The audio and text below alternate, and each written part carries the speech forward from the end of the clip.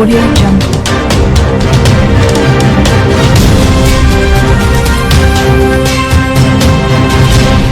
Audio Jungle.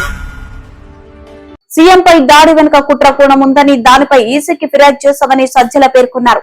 రెచ్చగొట్టే విధంగా మాట్లాడుతున్న చంద్రబాబు పవన్లపై చర్యలు తీసుకోవాలని, రెచ్చగొట్టే ప్రసంగాల వల్ల మళ్లీ ఇటువంటి దారుణాలు పునరావృతం కాకుండా నియంత్రించాలని ఈసీని కోరినట్లు సజ్జల తెలిపారు. కేటపుల్ లాంటి దానికంటే కూడా ఇంకా పవర్ఫుల్ ఆయుధం మీద వాడినారేమో అని అనిపిస్తుంది. డిస్టెన్స్ కూడా కొంత ఎక్కువ నుంచి వచ్చినట్టుంది. పక్కనే బిల్డింగ్లు ఉన్నాయి, ఇవన్నీ ఇన్వెస్టిగేషన్లో తేలాల్సిన అంశాలు. ఎవరో షార్ప్ షూటర్ అయి ఉండాలి, గురి తప్పకుండా కొట్టగలిగిన వాడు అయి ఉండాలి. ఈయన టక్కున తల తిప్పడం వల్ల ఇటు తగిలినట్టుంది. ఒకవేళ స్ట్రైట్ ఉంటే కన్ను తగిలినచ్చు, లేదా కన్ను తగిలినచ్చు కొంచెం తిప్పుతుంటే. సో ఇంతగా క్లియర్గా కనపడుతున్న ఇది ఎవరో ముందే అనుకొని ఒక ప్లేస్ వెతుక్కొని అక్కడ ఉండి అక్కడ నుంచి ఆ టైంకు కరెక్ట్ షూట్ చేశారు. కొద్దిలో అదృష్టం కొద్దీ అది మిస్ అయింది, లేకపోతే ప్రాణానికే ప్రమాదం ఉండేది.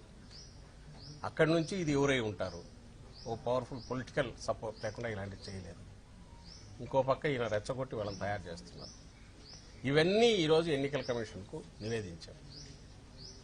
ఇవన్నీ నివేదించి ఈ నేపథ్యంలో తక్షణం ఇప్పటికే ఇచ్చాము, ఇంతకుముందు కూడా అయ్యా వీళ్ళు ఇట్లా మాట్లాడుతున్నారు, వీళ్ళు నోటీసులు ఇవ్వడం కాకుండా రిస్ట్రైన్ చేయండి, ఈ పరిధిలోకి వస్తుందని ఇలాగే ఎన్నికల కమిషన్ వారికి కంటిన్యూస్ ఇస్తున్నాం.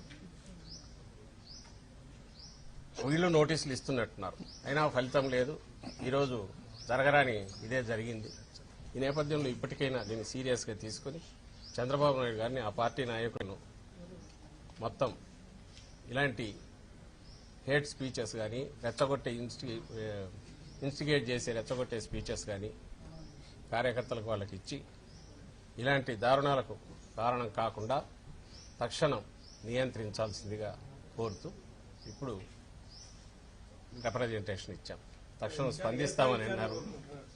ఏమంటారు?